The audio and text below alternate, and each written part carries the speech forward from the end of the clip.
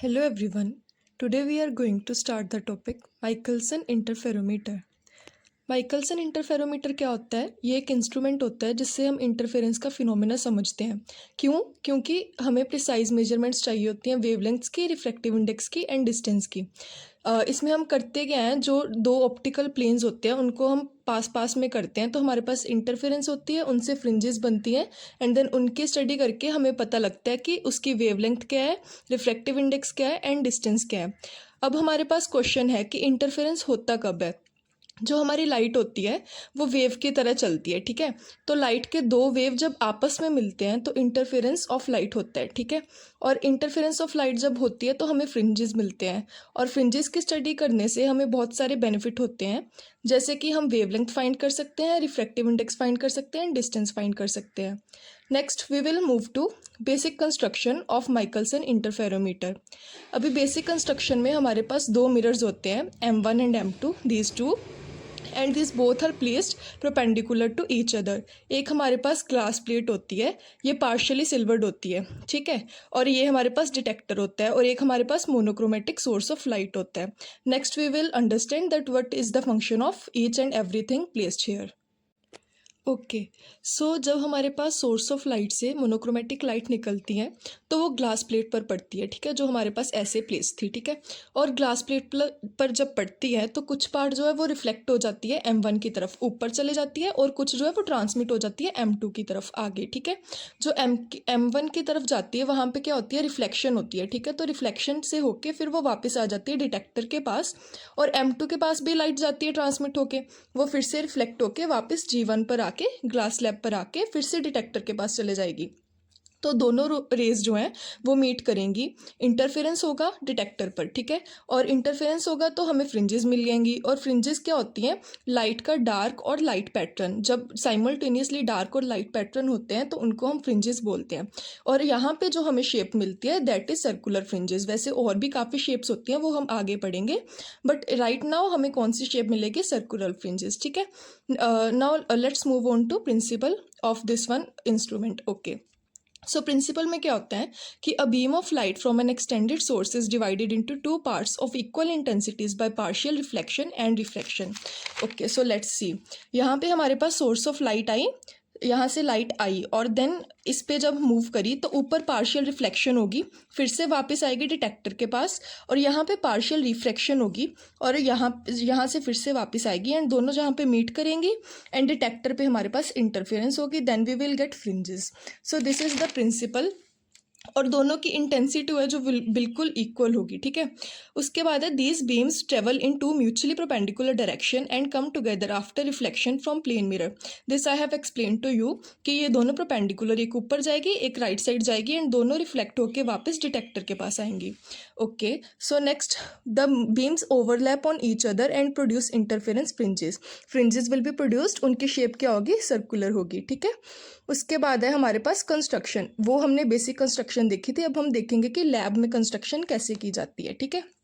सो mirrors हमारे पास same होंगे M1 and M2। जो हमारे पास M1 होता है वो मूवेबल होता है, यहाँ पे एक छोटा सा स्क्रू होता है, इससे हम M1 को मूव कर सकते हैं ताकि ये दोनों प्रॉपरली परपेंडिकुलर हो जाए, ठीक है। क्योंकि अगर ये दोनों प्रॉपरली परपेंडिकुलर नहीं होंगे तो हमें जो फ्रिंजेस हैं वो प्रॉपरली सर्कुलर नहीं मिलेंगी, ठीक है। और ये वाला हमारा फिक्स्ड होता है, ये वाला हमारा मूवेबल होता है, ठीक है। सिमिलर ही है यहाँ पे डिटेक्टर है, इसको हम टेलीस्कोप भी बोल सकते हैं, ठीक है। यहाँ पे एक हमारे पास ये वाली होगी, इसको बीम स्प्लिटर बोलते हैं और ग्लास प्लेट भी बोलते हैं, ठीक है। ये हमारे पास कंपनसेटिंग प्लेट होती है, इसका यूज़ क्या है ये हम आगे जाके पढ़ेंगे। ये हमारे पास एक लेंस होता है, और यहाँ से बीम ऑफ लाइट जाती है, बिल्कुल पैरेलल बीम ऑफ लाइट जाती है, यहाँ पे पड़ती है, रिफ्लेक्ट होके ऊपर जाती है एंड अगेन नीचे आती है। सिमिलरली यहाँ से आगे जाती है, ये बिल्कुल ये पार्शियली सिल्वर्ड होता है, बट ये सिल्वर्ड नहीं होता, तो ये इससे सारी जो रेज है वो आगे पास हो जाती हैं, ठीक है।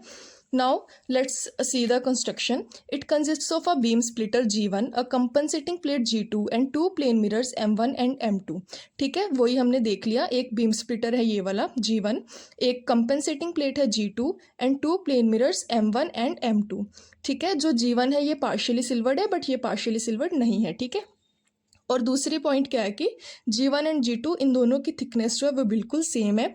ये दोनों एक दूसरे के पैरेलल होते हैं each other and are inclined at an angle of 45 degree. और ये M2 है तो इसके विद रिस्पेक्ट टू 45 डिग्री का इनका एंगल होता है, ठीक है।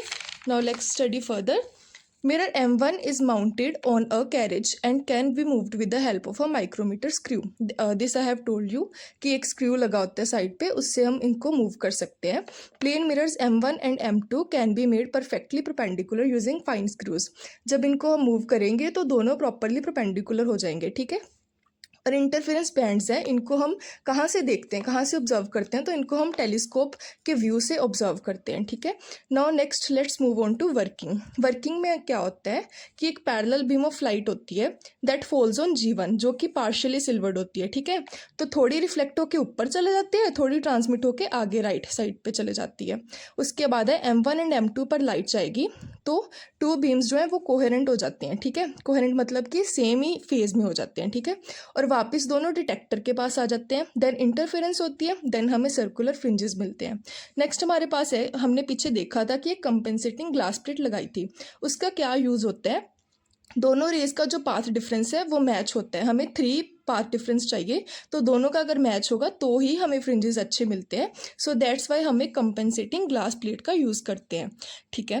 Now next point, if we look from instrument T we see mirror M1 and in addition we see a virtual image M2 dash of mirror M2।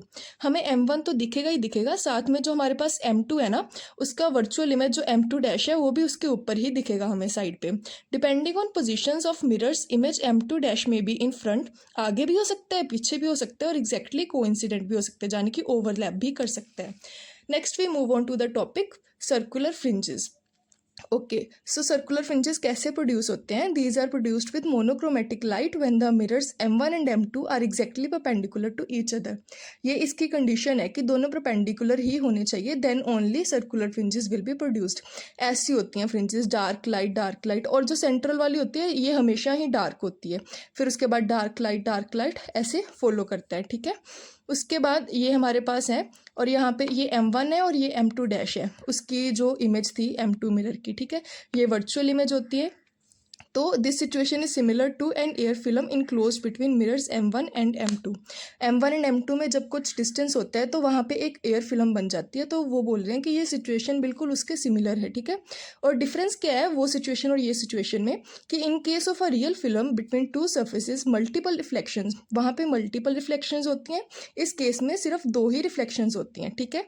अब देखते हैं कि जब इन दोनों में डिस्टेंस D है तो हमारे पास कैसी शेप ऑफ फ्रिंजेस जो है वो ऑब्टेन होती है। पहले एक नोट देख लेते हैं कि शेप ऑफ फ्रिंजेस जो है दैट डिपेंड्स अपॉन 3 फैक्टर्स। पहला है distance between M1 and M2 dash, mirror के बीच में, और M2 मिरर की इमेज के बीच में जो डिस्टेंस है इसको हम रिप्रेजेंट करते हैं D से। Then air film between M1 and M2 dash, third point is angle between M1 and M2 both mirrors, ठीक है। Next we will move on to total path difference between two beams in is given by. Okay, so path difference हमारे पास होता है 2D cos theta. अभी 2 type की interference होती है, constructive and destructive. Young's double slit में ये उल्टा होता है, लेकिन यहाँ पे हमारे पास दूसरा आ जाता है, ठीक है। फॉर कंस्ट्रक्टिव इंटरफेरेंस इस मैक्सिमा की कंडीशन होती है, डिस्ट्रक्टिव इंटरफेरेंस मिनिमा की कंडीशन होती है। तो यहाँ पे 2D cos थीटा जो है that is equal to 2m + 1 λ/2 and m starts from 0 to so on, ठीक है। और destructive interference is condition of minima, यहाँ पे हमारे पास डार्क फ्रिंजेस आते हैं, कंस्ट्रक्टिव में ब्राइट आते हैं। तो 2D cos theta is equal to m λ and m is equal to 0 1 to so on. और यहाँ पे जो सेंट्रल फ्रिंज होती है that is always dark, that I have told you earlier. ये था जब हमारे पास D डिस्टेंस हो। Next we will move on to, अगर दोनों के बीच में कोई भी डिस्टेंस ना हो, यानी कि ओवरलैप कर रही हो, तो हमारे पास डार्क फ्रिंजेस ही ऑब्टेन होंगी, ठीक है। नेक्स्ट टॉपिक है radius and number of fringes. Radius जो है वो depends upon separation between M1 and M2 dash that is D। अगर तो D 0 है तो दोनों ओवरलैप करेंगे तो हमें डार्कनेस मिलेगी टेलीस्कोप में, ठीक है। ये मेन पॉइंट है कि अगर D बढ़ेगा तो नंबर ऑफ फ्रिंजेस भी बढ़ेंगे और रेडियस जो है वो कम होगा, ठीक है। दिस इज द पॉइंट कि डी और number of fringes are directly proportional and D and radius R inversely proportional. Next we have formula for radius of nth fringe, R n is equal to D root n lambda upon D, जहाँ पे जो D है that is the distance between centre of the glass plate and telescope और detector we can say. Then जो small D है that is m1 and m2 dash का distance. Then n is order of fringes 1 2 3 and so on. Next we will do types of fringes. Okay, we have three types of fringes: circular fringes, straight fringes and localized fringes. For circular fringes we have condition m1 and m2 are perpendicular, means theta is equal to 90 degree, and delta d, that is part difference, is equal to 0. For straight fringes these both are not equal to, that is theta is not equal to 90 degree and delta d is also not equal to 0. Then localized fringes, these are non-intersecting or hyperbolic fringes. Here also theta is not equal to 90 degree and delta d is also not equal to 0. Now we will consider all the main points of this. Then first is central fringe is always dark. Fringes are also called fringes at equal inclination. Then formula for radius, capital D into root n lambda upon small d. Now when d is equal to 0 then whole pattern is dark. Okay, then I have told you this relation that t increases, then number of fringes increases but radius decreases. When theta is equal to 0, that is angle between m1 and m2 dash, then we will get circular fringes. When theta is not equal to 0, we will get hyperbolic or linear fringes.